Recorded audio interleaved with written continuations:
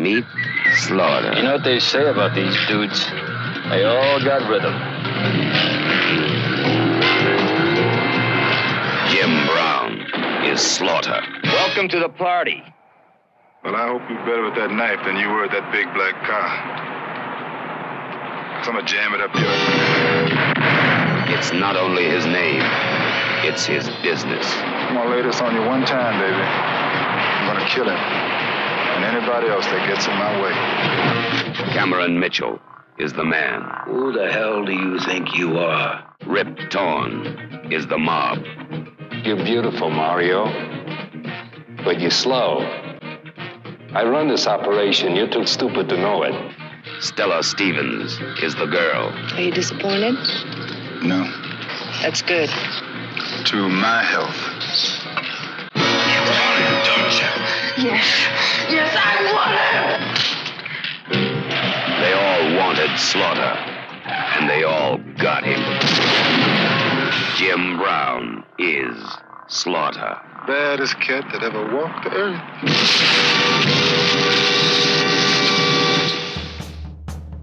We're not talking about actors. We mean a real monster. I brought her back. She'll live and I'll get her another body. I know they're gonna catch me, but don't let anyone see me like that. Please, Doctor, help me! Biologically speaking, it's of primary importance that man should want to mate. Hey, that You don't get all your kicks from surfing, do you? We want to be free to ride our machines without being hassled by the man. And we want to get loaded. You think you're gonna make a slave of the world? I'll see you in hell first! The American International Podcast. Are you ready? Thanks for joining us for another episode of the American International Podcast. I'm Jeff Markin. And I'm Cheryl Lightfoot. And for this episode, we'll be traveling to South America with a one-man revenge squad, Slaughter, from 1972. Slaughter was directed by Jack Starrett, written by Don Williams and Mark Hanna, and produced by Monroe, Sachson for American International Pictures. Slaughter stars Jim Brown as Slaughter, Stella Stevens as Ann Cooper, Rip Torn as Dominic Hoffo, Cameron Mitchell as A.W. Price, Don Gordon as Harry Bastoli, Marlene Clark as Kim Walker, Robert Phillips as Frank Morelli. It also stars Marion Brash as Jenny, Norman Alfe as Mario Felice, Eddie LoRusso as Little Al, Buddy Garion as Eddie, Roger Cudney as Gio, Lance Winston as Intern, Juan Jose Laboriel as Uncle, and Francisca Lopez de Laboriel as Aunt. Slaughter jumps right into the opening credits as a funky Billy Preston song plays, the theme from Slaughter. We see scenes from the upcoming movie, colorfully presented, and then shots fired into the shape of Jim Brown's face. And then the movie starts. The movie gets our attention right away with a car explosion. Right. An older man and woman are walking to their car. They get in, start it, and then die in a fiery explosion. Oh, wait, they're not completely dead. No, apparently they've been brought to the hospital, and Captain Slaughter is there. A woman tries to get his attention. This is Kim Walker, and she says she's from Black Is magazine, and she'd like a few moments of his time. He doesn't want to talk right now, but she's determined to get a story. She says it's a well-known fact that his father has underworld connections, and Slaughter is a former Green Beret, so that is something that would interest her readers. And he's black. That's good copy. Slaughter wants her to buzz off. He walks over to another couple, his aunt and uncle, who are waiting in the lobby. Then a surgeon comes out to talk to them, and they see right away that it's going to be bad news. Slaughter assures the surgeon that he's sure that he did everything he could. His aunt sobs into Slaughter's broad shoulders, and Uncle says that he'll take care of all the arrangements. Slaughter nods and leaves without even saying thank you. As he's leaving, Kim Walker does try to get his attention again, but Slaughter blows her off and goes outside. But she takes his picture, which maybe is important. I don't know. Now Slaughter is visiting Jenny. Jenny was a friend of Slaughter's father, and she was aware of the activities that he had been involved in. She's also wearing this grass green nightie as she entertains Slaughter. Jenny says that Slaughter's dad was a pro who knew what he was doing. But my mom wasn't, said Slaughter. He wants a name. Who's responsible? But Jenny is unwilling to part with that information, which will surely get her killed. Nope, Slaughter's father died for that information, so she feels the need to keep that to herself for now. I don't blame her. She pleads with Slaughter to see things her way. which he does, but he still wants that information. Surely his dad would have confided in her. But Jenny insists that she can't tell him. And then as a reward for her silence, shots from outside penetrate the window and whittle Jenny's body. Cool. Slaughter grabs his gun and shoots back in the direction the shooting came from. Then he runs to the window, but the assailant is nowhere to be seen. I just want to mention that after she gets hit, she falls back onto the couch so dramatically, almost as if she launched herself up and back. Once he sees that there's nobody to shoot at, he goes back to Jenny and apologizes. She seems to think that this was inevitable, and now she's going to talk. Jenny says he, Slaughter's dad, thought that they would send Grimaldi and says that he's going to be at the airport tonight. And then she dies. Slaughter goes to the phone to report her murder anonymously, saying he's just a friend. Mm-hmm. Then he returns home. He seems to be contemplating his next steps when he hears a sound from the bathroom of his apartment. He shoots a few holes in the door and then warns whoever's in there to come on out. And Kim Walker nervously peers out from behind the door. Slaughter is disgusted. I could have killed you, you dumb bitch. She tries to explain, and he tells her to shut up. She's still claiming to be a reporter on the hunt for a story, but he's not buying that. He demands to know who she really is, and she fesses up. She read about him, and she wants to get to know him, she says, batting her eyes. Bullshit, he roars. He tells her to get her narrow ass out of here, but he's the one to throw her out bodily into the hallway. And, well, she's naked at this point, just carrying her clothes. She's wearing a hat. Oh, yeah, she does leave her hat on. And so she starkers in the hallway. Slaughter lays down on his bed and warns his parents and his lost security deposit. Now we find ourselves at an airfield at night. A car pulls up and 3 men get out. Slaughter's voice calls out Grimaldi, and before the men can react, Slaughter shoots Grimaldi in the hat. The other 2 grab a briefcase and run towards a waiting Cessna. Slaughter chases after them. When the plane starts moving, Slaughter runs to the car they left behind, and he is somehow able to outrun the plane. He keeps crashing his car into it, trying to disable it by hitting the wing. And it works. The wing bursts into flame. A passenger jumps out of the plane. This is Dominic Hoffo. We'll see more of him later. Oh, yeah, we will. Slaughter shoots and misses. Then the police arrive. They collar Slaughter, who was later escorted into an undecorated office, if you don't count the mattress leaning against the wall. It looks more like a warehouse. It does. There's empty, looks like washing machine boxes just lying around, scattered here and there. The office belongs to A.W. Price. He sits at a small, cluttered desk. And Price asks Slaughter, who the hell does he think he is? He killed a man tonight, and that's murder 1. He has a confession that he'd like Slaughter to sign, and Slaughter takes the paper and starts to look it over. Don't read it, man, just sign it, says Price. Slaughter throws the paper down and grabs Price by the necktie. He takes Price's pen and signs the paper, still holding Price and never taking his eyes off him, and tells Price to jam it up his ass. Price asks him, who the hell does he think he is, boy? And then he asks the question again in a much more racist way. A.W. Price introduces himself as the Chief Inspector of the U.S. Treasury, and Slaughter messed up their whole sting operation. This is the Treasury office? Yeah, we never find out what Hoffo and the other bad guys are doing. We have no idea what their actual crimes are. But anyway, Price says that they had the place staked out, but Slaughter killed the wrong man, let the right one get away, and caused all the evidence to be burned up in that plane explosion. Price figures that Slaughter owes them one now. And if Slaughter helps them, they'll help him. The man who got away is the one who killed his daddy. Slaughter asks who this is. He still wants a name. And Price tells him that he can give him that information. And if he takes care of the problem both of them are having, the signed confession will be destroyed. Price tells Slaughter they can get him in as long as he can take care of the rest. Slaughter asks where he has to go, and Price tells him South America and pushes a folder towards Slaughter. It's all in there, he says. Slaughter combs through the file and says, you know something, Price? You're a prick. Price knows he is. Now we're at Dominic Hoffo's estate. His girlfriend, Anne, played by Stella Stevens, is swimming in a round pool. Hoffo's on the phone with someone called Mario. Hoffo tells Mario he will send Anne down with the documents, then follow her shortly afterwards.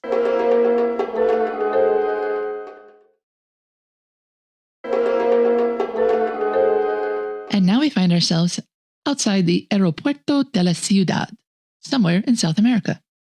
Slaughter is walking through the airport, and a skycap is handling his luggage for him.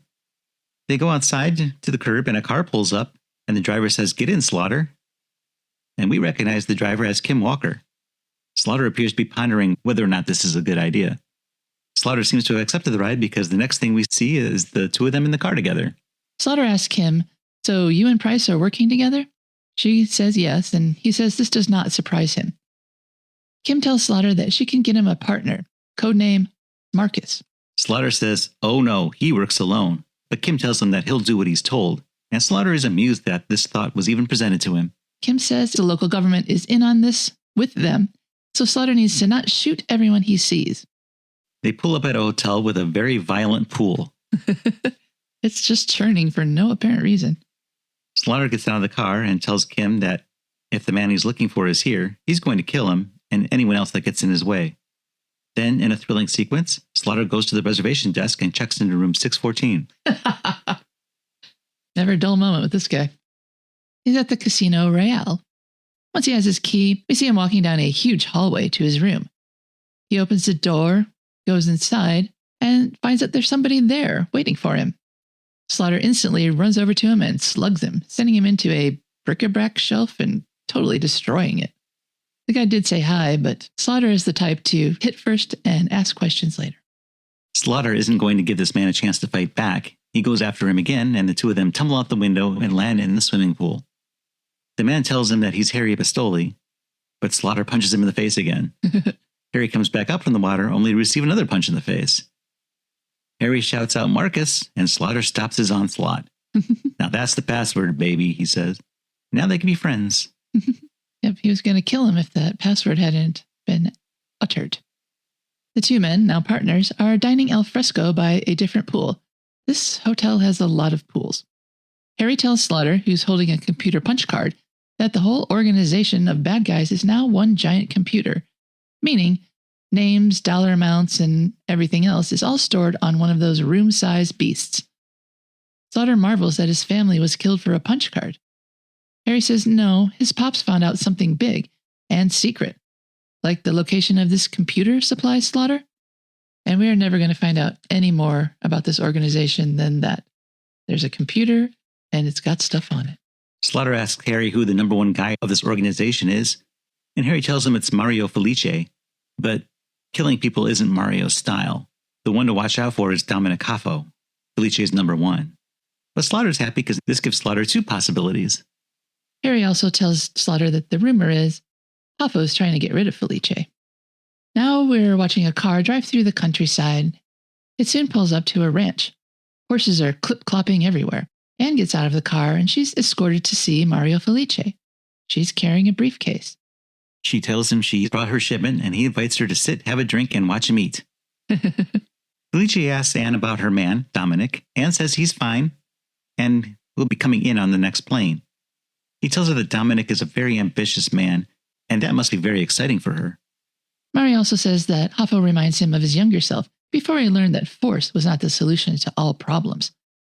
Anne reminds Mario that she and Dominic are together for whatever dubious reasons, certainly not love, and that Dominic tells her nothing. So whatever information Felice is trying to finagle out of her, she can't provide it. Felice accepts this and offers her a toast. Salute. Now we find ourselves back in Slaughter's room with Slaughter and Harry. Slaughter is dressed up. He's wearing a tuxedo. He's planning to go to the casino where the computer might be found. Harry tells him that this is an exclusive casino and he won't be able to just crash the party. But Slaughter doesn't care. He asks Harry if he's coming along, and Harry says yes, he's coming. But then he warns Slaughter that there are some big, bad, mean guys down there, so if the computer is there, they will be protecting it. Slaughter asks if Harry has his shit, meaning his weapon. Harry does, and Slaughter says, "And I got mine." At the casino, Slaughter tells Harry to get inside and find out if this place has enough juice to run one of those massive computers. You have to remember that it's not like plugging a laptop into the wall. These things were the size of a house. They agree to meet back at the car after they're done infiltrating. Slaughter knocks on the door, and a man answers. This is Eddie, one of Hoffo's goons. Of which there are many. Eddie asks Slaughter if he has an invitation. Yep, says Slaughter, pointing his gun at Eddie. Then Eddie leads him to the gambling tables, and Slaughter tells him to let his boss know that Slaughter's here. Eddie goes to Hoffo's table to relay the message. Suddenly, the room gets very quiet. Even the music stops.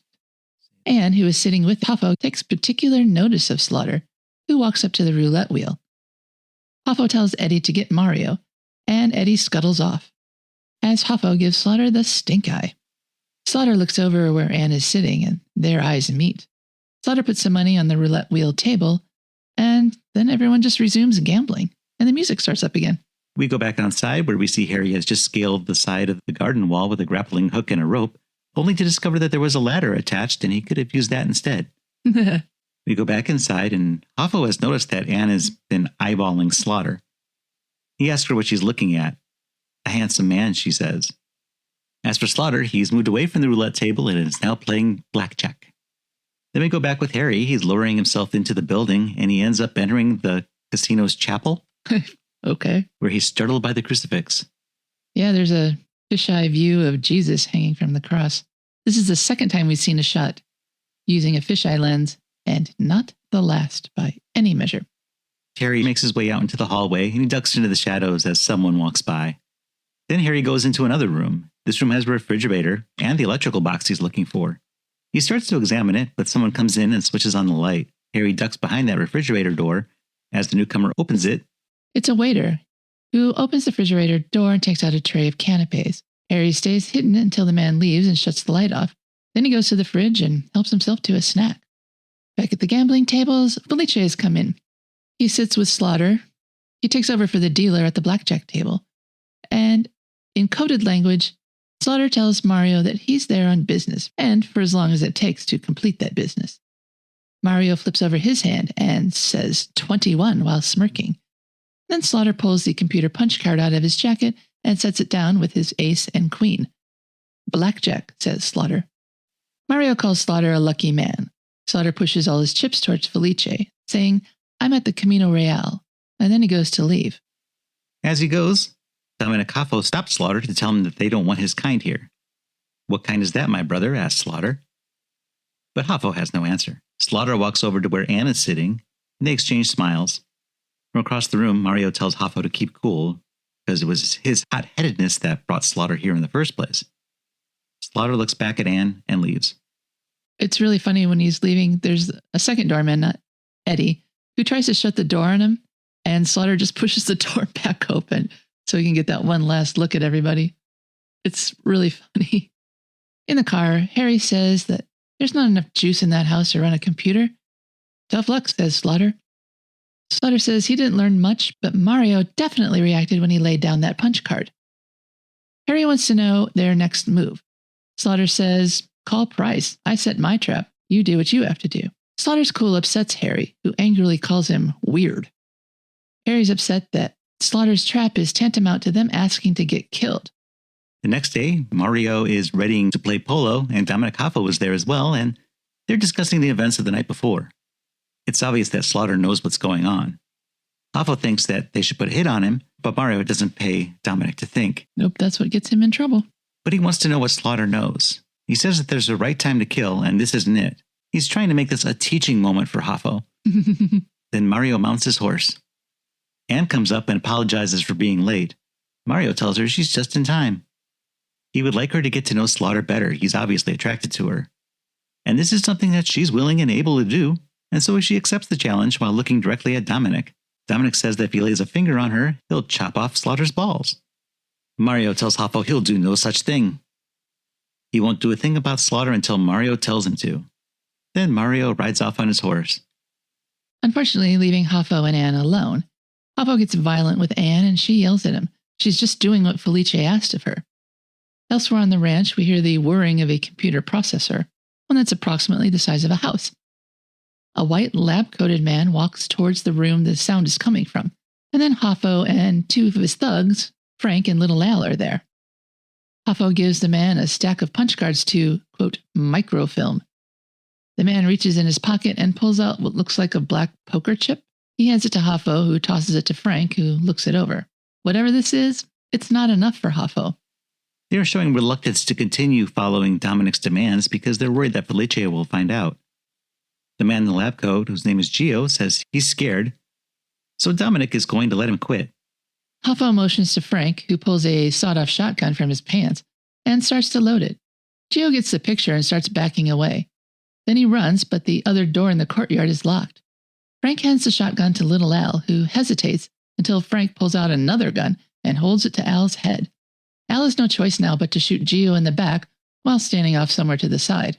Al looks shocked at what he just did, but Hoffo congratulates him for doing the right thing. Now we're back at the Camino Real, where Slaughter and Harry are eating pretzels poolside. A big plate of pretzels apiece. Harry is distracted by Anne, who comes out in a bikini. Slaughter turns around to see what Harry is staring at. Anne takes a chair near the pool, and Harry excuses himself to shoot his shot.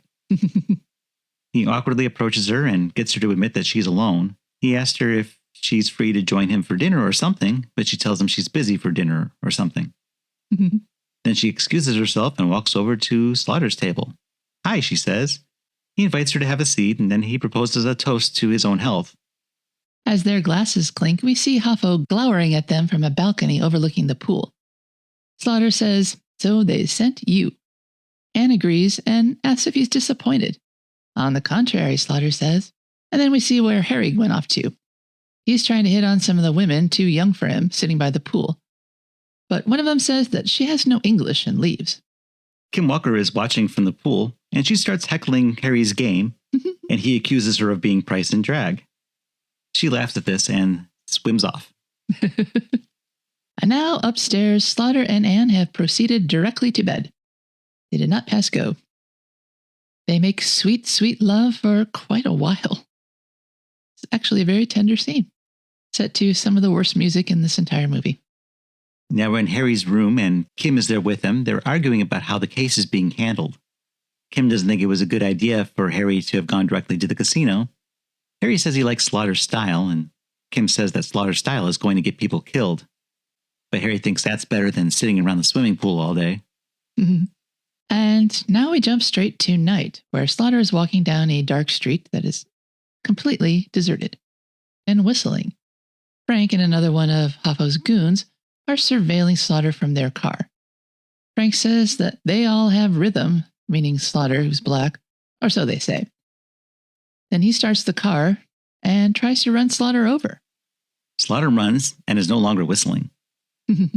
Slaughter ducks into an alley, and just as the coast seems clear, he runs into a second car that's after him. He continues to evade both cars. And the people shooting at him. And then the second car hits a garbage can that bursts into flames. Why? It makes no sense. Slaughter starts to scale a wall and turns around as the second car pulls up and the guy in the passenger seat gets out. Since this was the last place that they had seen Slaughter, the car peels off while the other continues his search on foot, but doesn't get much of a chance because Slaughter shoots the man from atop the wall. Then we see that the passenger of the original car with Frank gets out of his car to search on foot as well. The driver of the yellow car aims for Slaughter, but Slaughter ducks out of the way. The driver then somehow rolls his car off a bridge and flips it over, landing upside down in the water. Is he dead? I don't know. He looks dead. His body floats out the window, and Slaughter nods in approval. Frank is still driving, but then he stops, and that extra goon runs up to him and wonders where the other car went.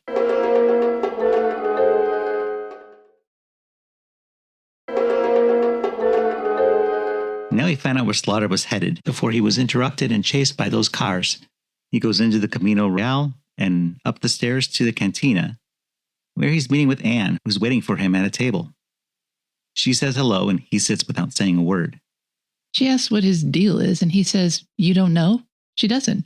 He explains that someone tried to kill him tonight and knew exactly where he'd be and when. Anne denies setting him up and says that Mario left orders that he wasn't to be touched. "What about Hoffo?" asks Slaughter.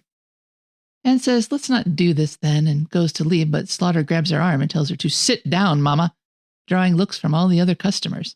Anne says that she didn't have to be there, and Slaughter asks why she's there in the first place. And she says because she wants to be with him. She even got there early. I guess he believes her because next we see they're back in bed. Yep, they skip dinner and go have another tender love scene set to possibly even worse music. It's really weird how these love scenes aren't hot and heavy. They're very gentle and low-key for two people who have the hots for each other and just met. Now it's daylight, and Slaughter and Anne are walking around the resort. He senses something's wrong and asks her about it, and she tells him that she doesn't want to leave him. Then don't leave me, he says, and they continue their walk. Aw, they're so cute together. Anne says she has to go back to Dominic. She belongs to him. She was gifted to him 8 years ago. Slaughter says they stopped owning people a long time ago, and anyway, he's going to set her free. Why? Because he's the baddest cat that ever walked the earth. I'm paraphrasing a bit. But he does have that confidence level. And an ego. Yeah, he does have an ego. As they continue their stroll, Slaughter notices that they're being tracked.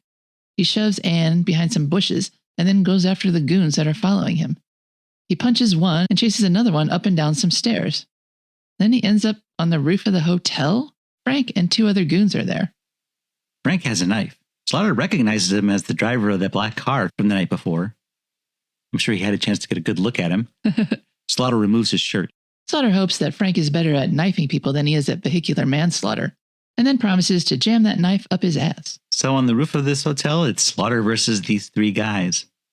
Slaughter punches Frank and sends him sprawling, so for the moment, he only has to worry about fists. The guy with the knife is momentarily disabled.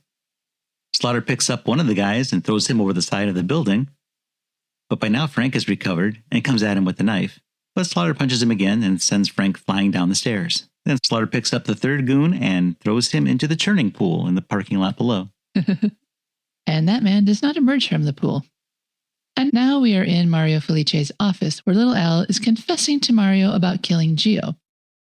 And Mario rewards him by ringing a bell, summoning 2 goons, who haul Al outside and shoot him. Inside, Mario bemoans the lack of respect he's getting from Hoffo and from Slaughter too, telling all this to Eddie the doorman. Then he makes a phone call. He calls Slaughter at the Camino Real to make him an offer he can't refuse. Mario tells Slaughter that Hoffo will be at the casino tonight. Slaughter hangs up the phone and tells Harry to get a tux and Anne to get herself together. They're going out tonight. Now we see that Mario is practicing handball. He's made the unfortunate decision to call a meeting with Dominic at this time. Dominic and Frank and Eddie are watching Mario from an upper balcony. Mario asks how things are going with the computer, and Hoffo tells him that all's going well. Smooth as always, he says. Then Mario throws a pocket watch to Dominic and says that he believes this belonged to a friend of his. Dominic recognizes it. So Al is a rat, he says. A dead one, says Mario, and so are you. But Dominic just laughs. He tells Mario he's beautiful, but he's slow. While Mario has been busy with his casino and polo ponies, they've been moving all the data to another location. Hoffo's been running the show, and Mario has had no idea. Mario then orders Eddie to kill Hoffo. Eddie draws a gun on Hoffo, then gives it to him. Hoffo calls Mario obsolete, and then shoots him against the back wall of the court. Dominic walks away, and Eddie and Frank bring out their guns to finish the job. They use his body for target practice. Dominic walks down to a storeroom and smiles. Then we cut back to see Mario's dead body on the floor of the court, a ball bouncing nearby. How did it get there? We don't know. At the casino, Harry is trying to hit on a woman who ignores him for as long as she can. At another table, Anne is panicky. She wants to go. Slaughter tells her to be cool. Anne wonders where Mario is, and seconds later, Eddie comes to tell that Mario will see him now. Before going, Slaughter whispers to Anne that the main switch is in the kitchen, and if he's not back in 5 minutes, to pull it. He gives her a peck and follows Eddie into the next scene.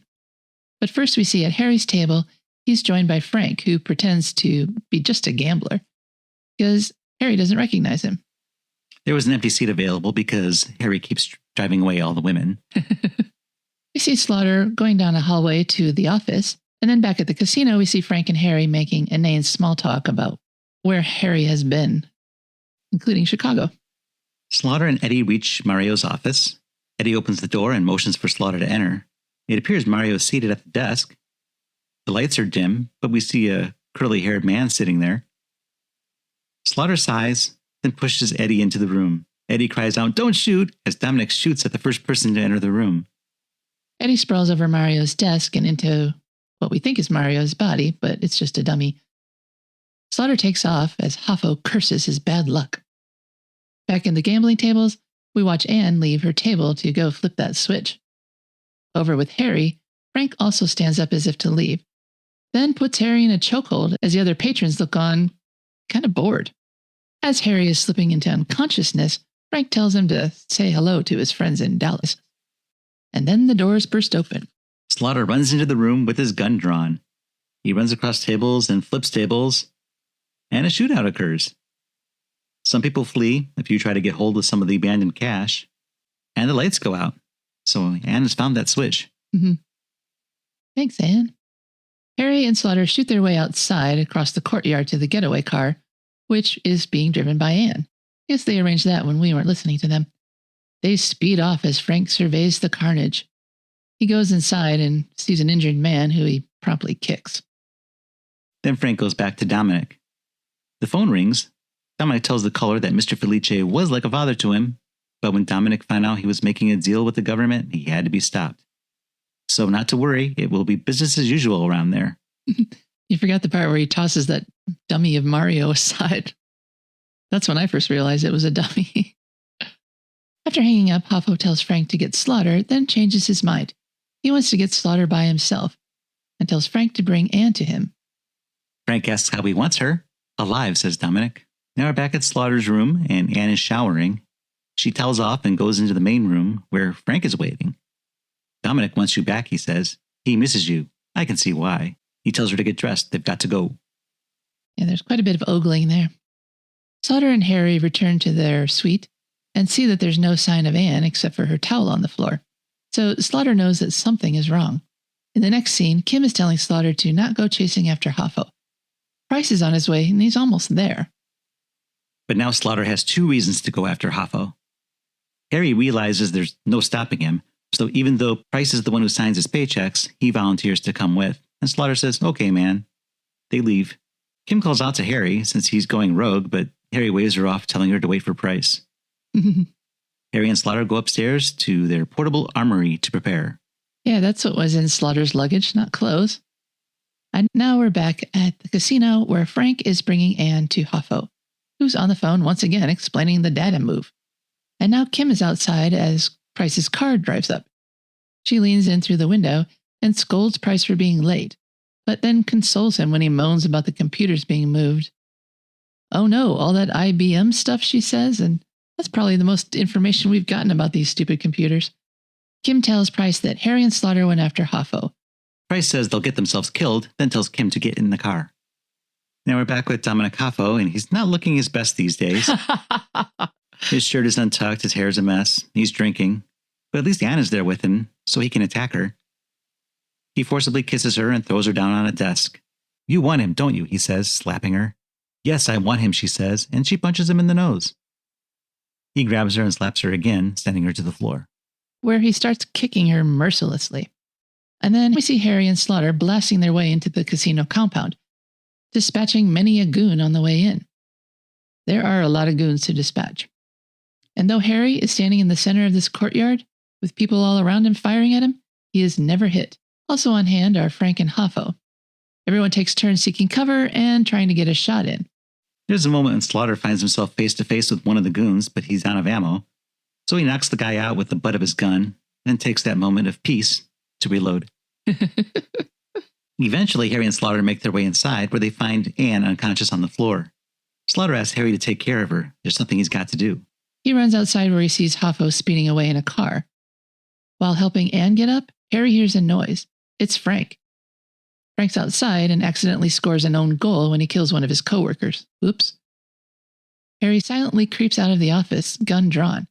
He confronts Frank, then shoots him a bunch of times. Frank seems very surprised that Harry got the jump on him.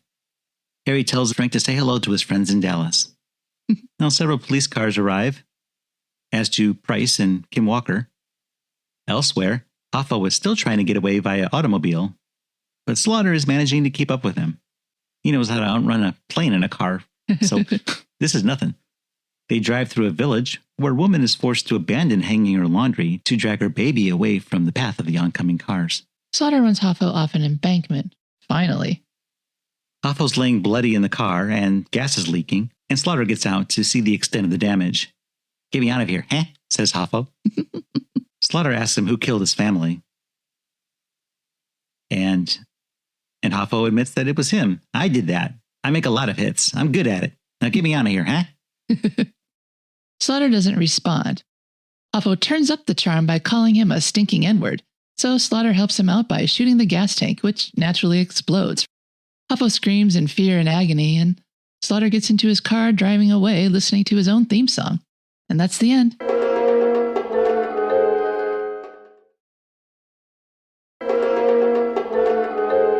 You're listening to the American International Podcast, where we're discussing Slaughter from 1972. Slaughter had the working titles of Julian Drake and Kill Julian Drake. According to an April 10, 1970 LA Times news item, Don Williams and James Pettinotti formed Gambit Productions with the intention of producing Julian Drake, based on an original story by Williams. The film, with a script by Lee Carl, was to be directed in Spain by Richard Lang, with Fred Williamson and Rory Calhoun set to star. However, none of that happened, because on March 15, 1971, Daily Variety announced that Williams had joined Pat Rooney Productions at Universal Pictures, and that Williams and Rooney would co-produce Kill Julian Drake, which was to be written by Mark Hanna from Williams' original story. Eventually, however, the project was taken to American International for production, where quite a few elements were changed. According to a syndicated column by Dorothy Manners, published in March of 1972, Denise Nicholas, star of the TV show Room 222, was initially cast as Slaughter's love interest, but she did not want to do the nude scenes, and producers were unwilling to write it out for her. She is quoted as saying, "For about a week, I talked it over with my boyfriend, Bill Withers, and was getting more and more nervous because I couldn't make up my mind." Nicholas said she eventually collapsed and was rushed to the hospital due to her indecisiveness, after which time she opted out of the film. Filming was in Mexico City, Distrito Federal, Mexico, and the Hotel Camino Real, Mexico City. Other scenes were shot at Western International Hotels de Mexico, and interiors were shot at Churubusco Studios. Other locations include the Hacienda La Grande, near Texcoco, which was used as a computer complex, and the neighborhood of Coyoacan, near the University of Mexico, as the site of the chase sequence. Also used was Mina de Santa Rosa, the location of the final chase, and that is said to be the oldest continuously operating gravel pit in the Western Hemisphere. But according to AIP's press materials, the first few scenes of the movie were set in Cleveland, Ohio, though not filmed there. Slaughter was considered a low-budget production film, costing about $750,000, which was typical of most blaxploitation films during this era. Brown made the film after a 9-month break between movies, during which time he worked for the Black Economic Union, a Kansas City community development organization Brown founded in 1968. Although the picture was shot entirely in Mexico, Slaughter is set to a non-specified city in South America. In a May 2, 1972 interview in The Hollywood Reporter, producer Monroe Sachson said that the film's locale had to be changed from Mexico to another country at the request of the Mexican Censorship Board, despite some of the film's financing being provided by Estudios Churubusco. Sachson complained that the Censorship Board was totally against any reference to their country if it shows it in any bad light. The article reported that Churubusco provided 1/3 of the film's budget, the rest of which came from Saxon's production company, J-Gen 2, and AIP, and Slaughter One Limited Partnership. Slaughter was released on August 16, 1972 in the United States. The Box Office magazine recommended theater owners play up Billy Preston's Slaughter theme and to use travel posters to promote the Mexican location. They also suggested starting up a Jim Brown fan club. And AIP's pressbook offered the idea of towing a damaged Mustang, similar to the one used in the movie's chase scene, with gangster types sitting in the seats, through business areas with the movie's name and showtimes written on the sides of the car. Taglines for Slaughter include, "Jim Brown is Slaughter. It's not only his name, it's his business, and sometimes his pleasure. Slaughter will blow your mind clean out of your head. Get Slaughter. The Fuzz had a warrant. The mob had a contract. All Slaughter had was his name, but he sure lived up to it. The Fuzz wanted him alive for a murder rap. The mob wanted him dead for insurance. She wanted him alive for personal reasons. Not many men take on the mob. Slaughter did, and a slaughter it was." Ed Sullivan's Little Old New York syndicated column reported in September of 1972 that Slaughter was racking up 100 G's per week. By March of 1973, it was reported that the movie had grossed $10 million. Jim Brown considered this one of his 3 favorite starring roles, the others being The Dirty Dozen in 1967 and Mars Attacks in 1996. Box Office Magazine's review said, "Slaughter lives up to its name in blood and violence. The production, presented by Samuel Z. Arkoff as one of his first solo efforts, also has a sufficient amount of sex and nudity to make it one of the R-est films from AIP of late. The characters are interestingly drawn, and a solid cast performs in appropriately offbeat fashion. Stella Stevens always manages to be better than her material, while Rip Torn is often hilarious as a completely vicious, far-out villain. The New York Times had nothing positive to say in its review. There is almost nothing of interest in Jack Starrett's Slaughter. All the bad people die, most, 100 or so, shot by Slaughter. And they die poorly. I don't mean that in a moral or religious sense. I mean that they tend to double over before a shot is fired, or that, when shot, they obviously leap rather than fall from their rooftop perches. Such sloppy stunt work, combined with the director's penchant for visually distorting his climaxes by means of an anamorphic lens, gives the film kind of a haphazard pretentiousness that seems exactly the wrong disposition of an action movie. Adding, Jim Brown plays Slaughter as if he hated doing it, which is to his credit. Mm-hmm. Howell Raines of the Atlanta Constitution wrote, American International Pictures is not an outfit to let any fad go unexploited. Slaughter is its entry in the box office derby sparked by the success of Shaft, the first of the so-called super spade films, which I think is offensive. In these days of underemployment in the movie business, AIP manages to trap some surprisingly good actors in some astoundingly bad pictures. Bette Davis, Ernest Borgnine, and Ray Milland have all been featured in recent AIP releases. In Slaughter, it is Rip Torn who adds no luster to a solid career. But Scott Kane of the Atlanta Journal differed from his fellow Atlantean, saying, Slaughter may be the least profound movie of the year, but it is saucy, full of action, colorfully realized, and, on the whole, vastly enjoyable. What matters is that Slaughter is a moving picture. Things never slacken for a moment, and this has always been enough to satisfy lots of people, including me. Kathleen Carroll of the New York Daily News provided a positive quote that served as a blurb in the newspaper ads. She said, Jim Brown is on the rampage in Slaughter. He storms through the film with guns blazing. He's another black Superman. Slaughter is aptly named. David Elliott of the Chicago Daily News said that Brown is playing what he was meant to play and can play better than anyone else. The black Superman with a discernible link to the brother in the ghetto. James Bacon's Hollywood Hotline syndicated column quotes Stella Stevens as saying, I believe I am one of the three greatest actresses in film today, noting that she thought the other two were Katharine Hepburn and Ingrid Bergman. Bacon wrote, whether it's great acting or not, Stella has a sex scene with Jim Brown in Slaughter that is really something. It may get the theater rated. Stella Stevens was from Mississippi and said there was a big resentment towards her in the South because her character had sex with and fell in love with Jim Brown's character. She said she heard that a man in a theater in Memphis stood up, screamed, "You slut," at her on the screen, then walked out of the theater. How rude. Slaughter had one sequel, 1973's Slaughter's Big Ripoff. Directed by Gordon Douglas and produced by Sachson, the picture featured Jim Brown reprising the title role.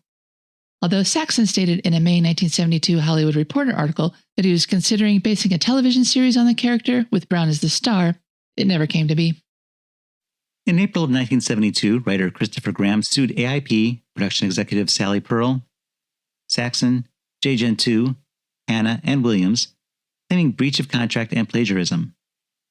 Graham, who had written a screenplay entitled Slaughter at Money Junkie Pass, claimed that AIP gave his idea to the others named in the suit and that a screenplay was then prepared under the title Slaughter. On June 9, 1972, Daily Variety reported that Graham's suit had been dismissed on the grounds that there was no similarity between his work in question and Slaughter.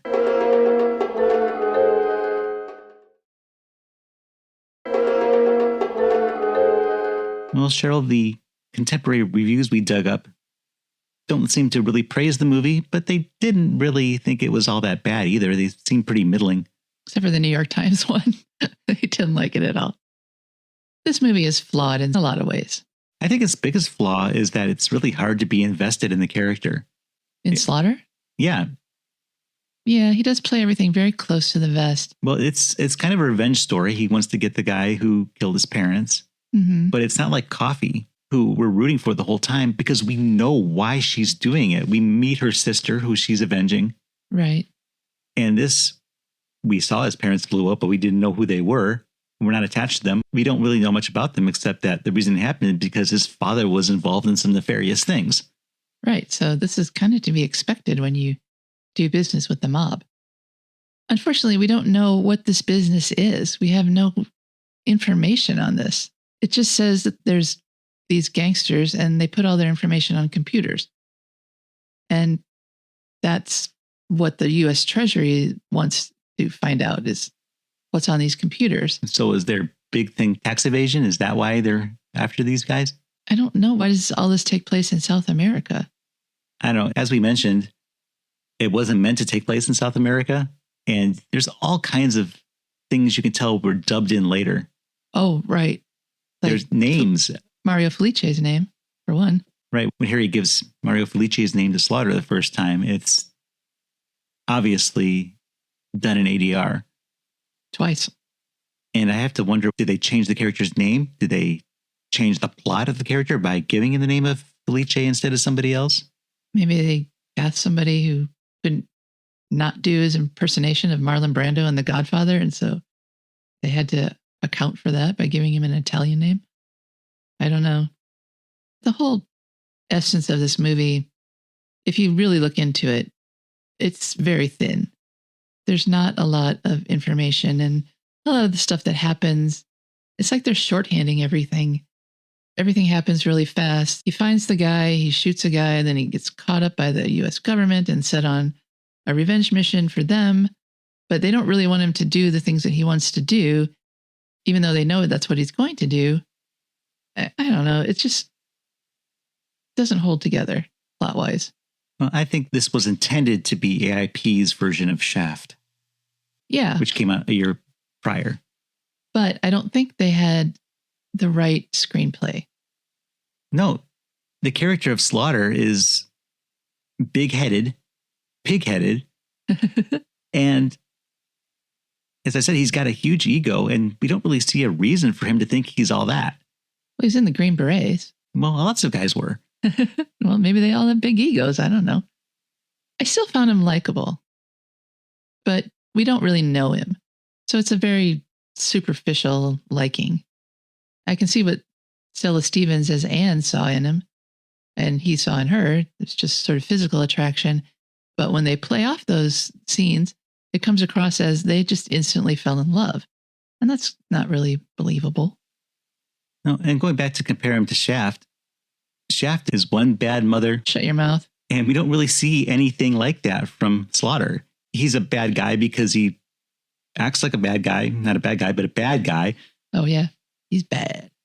And he sees himself as that guy. But I don't know that he does anything to make everybody else see him that way, except that he's got that attitude. That's the only thing he's got going for him. Right. He's just an annoyance to Dominic Hoffo. He stole his girl. He's trying to end his operation. And so he has to be dealt with. But there's no real personal animosity between the two of them. Well, except Hoffo killed his parents. No, from Hoffo's point of view. Oh, no. I mean, yeah, he took his girl, but his girl wasn't really his girl. It was just some sort of arrangement that they had. He knew that she wasn't into him. He just didn't have a choice. And I think Rip Torn was terrible in this. I loved him in the Larry Sanders Show. And so I was kind of excited that I get to see him in an early role here. But number one, he looked awful. He looked like he was ill. His hair was a mess. His skin was clammy. He has terrible teeth. And he's always smiling this goblin smile at everyone. And it's just yuck. And as an actor here, he's just over the top evil. He doesn't have any kind of nuance to him at all. He's just really bad. Yeah, I think that having more of a story in place, knowing what these villains of the movie are really up to, it's basically implied, and we can, it's something with computers. And I guess that's really cool for 1972. It's high tech. But without any details, it's probably because the writers really had no idea, because computers were just these mysterious things that took up a room and looked like reel-to-reel tape decks. Right. So obviously they're trying to make this fancier than it really is without having any kind of background knowledge that would make it make sense to even an audience then, let alone now. And for the film itself, you brought this up once, and there are several scenes where they just employ a fisheye lens for no real reason. No, it's very distracting. It takes you out of the movie when it comes up. It seems to be like whenever there's a big fight scene or a kill scene or something, The first time we see it is when Harry is in Slaughter's hotel room and Slaughter comes in and he pushes him into this fragile little lattice wall. And we see the wall come apart and Harry fall down. In slow motion. In slow motion with this fisheye lens. Yeah. It's just so like weird. And some of the other camera work, even without the fisheye lens, was very strange to me. Like extreme close-ups when it should have been like a 2-shot or a more of a establishing shot. When Anne goes to Mario's the first time and he's eating dinner, it's a shot from above and it's handheld. And so it's a little shaky and it's not even centered. It looks really weird. Mm-hmm. And then it goes to a fisheye from there, I think, when she comes in. Does it? Maybe not. I thought there was something else weird about that scene before she comes in and they start talking. It looks like surveillance camera video from the angle. And there's a lot of balcony scenes too, where Dominic is standing on a balcony shooting down at somebody. In a handball court, in Mario's office, there's a balcony. There's balconies everywhere. The hotel has a bunch of balcony scenes where people fall off. Balcony looking down at his girlfriend, slobbering all over Slaughter. It was actually kind of a cool shot, but I don't know. There's just so many flaws to this movie. And the bad thing is I really wanted to like it. Another flaw is the soundtrack for the movie. Definitely. It's bad. And we've seen other blaxploitation movies, and the music is usually the best part. And here it was just like schmaltzy, light FM stuff, lounge music. I don't know if I would call this a blaxploitation movie. No, but it has been called a blaxploitation movie. It's considered to be amongst AIP's blaxploitation movie. There's really only one black character in it. Well, there's two. Oh, yeah. Kim Walker is as well, yeah. Right, but it's those two against everybody else. But Slaughter is a star, and it is an action movie, so you could kind of make a case that it is blaxploitation. But you can definitely make a case that there should have been much better music. The theme song by Billy Preston is good, but why didn't they let him do some more songs for the movie? Or get somebody? Yeah, maybe money, but why didn't they get somebody else? What I loved about Blackula is that they had the Hughes Corporation as the house band. And that was awesome. They let him perform. It wasn't just background music. I love Blackula and I love the music in it. And not having that here made it very hard to love anything about this movie. Let's talk a little about Kim Walker's character. She first shows up and plays off as being a reporter. And then she turns up in his bathroom naked, pretending she wants to seduce him. But her real goal is just to try to get him on board on this case because he winds up on the case after he shoots the wrong guy. He shoots Grimaldi, who I guess was an undercover agent. Yeah, she didn't need to recruit him. So maybe before he shot Grimaldi. But once that was done, they just needed Price to arrest him. The whole setup doesn't make much sense at all. No, and she's essentially his babysitter, but he doesn't listen to anybody, so she's kind of pointless. Unfortunately, because this movie, as all movies, could use women characters who actually do stuff. I did like Stella Stevens, though. Even though I didn't believe in what she was trying to sell, she seemed like an interesting character and that they gave her a little bit more to work with. Although I would like to know how you get gifted to a person in 1972. Yeah, they didn't go into much detail there, did they? They don't go into much detail ever. You mentioned that this was almost turned into a television series. And I think it would have played better as a TV series. I think the character would have worked better in a 1 hour increment instead of trying to carry a whole film. Right. You're right. It would have. And they actually made a TV series of Shaft around the same time. I think it was 1973 that was on, but it only lasted 7 episodes. So I'm sure Slaughter wouldn't have done that well as a TV series, but I think it would have played better as a TV series. Yeah, we thought the same thing about Friday Foster with Pam Grier. That was supposed to be a TV series too, and that could have been really fun. Foxy Brown might be a TV series. Well, that would be very soon. We had the pleasure of meeting Pam Grier a few weeks ago, and she mentioned that something is in the works for Foxy Brown at Netflix. She was kind of vague, though. She teased us, but she didn't tell us much more than that. However, that would be amazing. I'll watch it. I normally love it when things explode in movies, but this film took it a little too far. And like every time something bumps into something else, it erupts in flames. The scene in the alley where the garbage can just goes nuclear for no reason. It gets bumped by a car and all of a sudden it's an inferno. It's ridiculous. And the small plane at the beginning of the film that tries to take off and Slaughter bumps the wing and it catches on fire. It immolates. Yeah. The only real satisfying one was the end shot where Slaughter shoots the tank of the car and Hoffo go up in flames. It was super satisfying because that was also the end of the movie. So, Cheryl, do you think we've discussed the film enough that you're ready to give it a rating using our AIP scale, where A is awesome, I is intermediate, and P is pathetic? I believe so.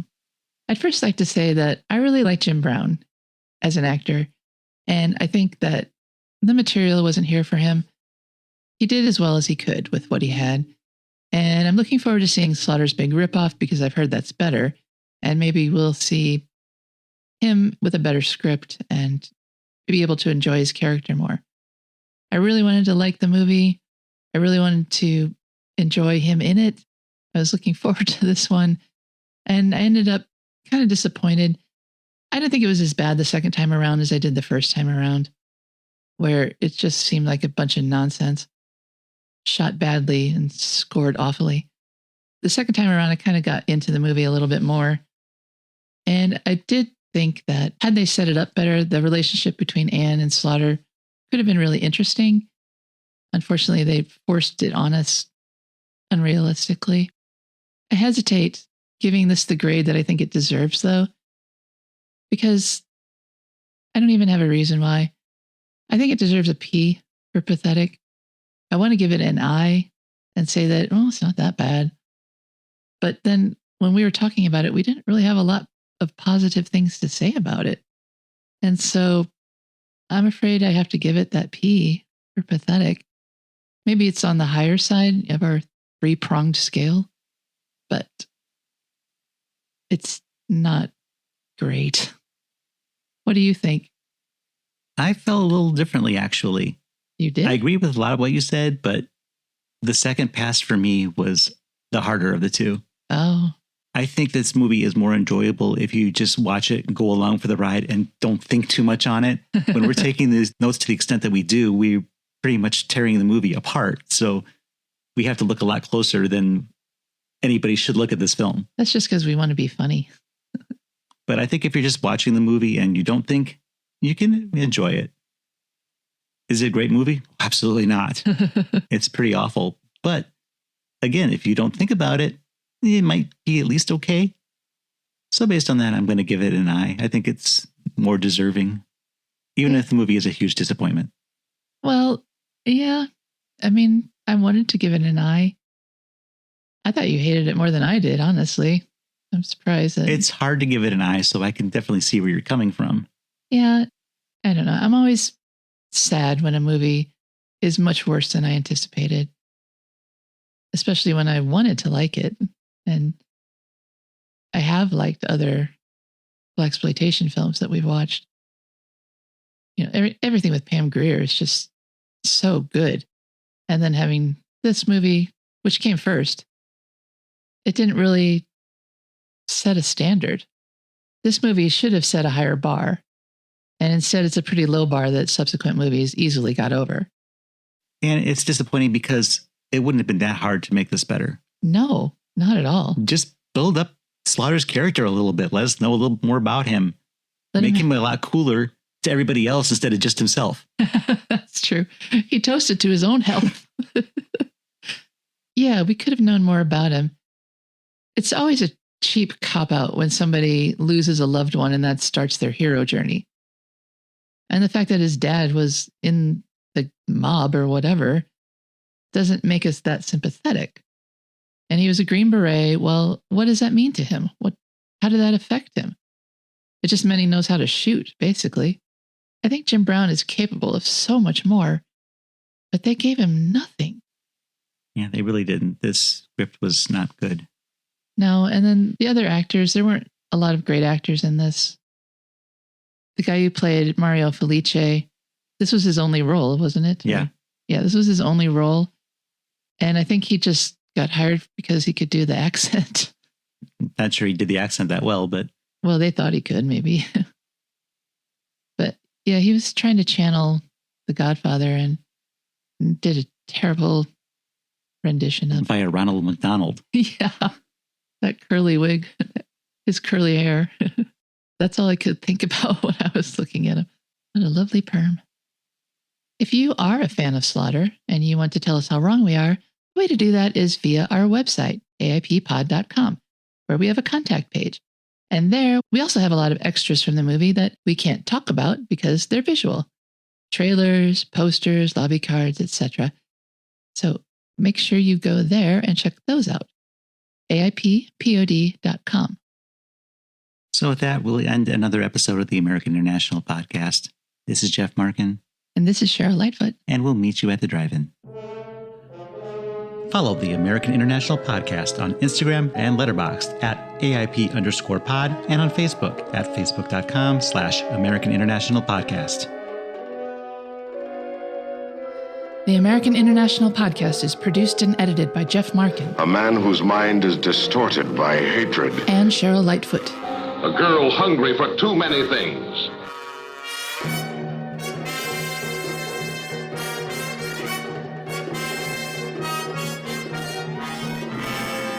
The American International Podcast is part of the Pop Culture Entertainment Network.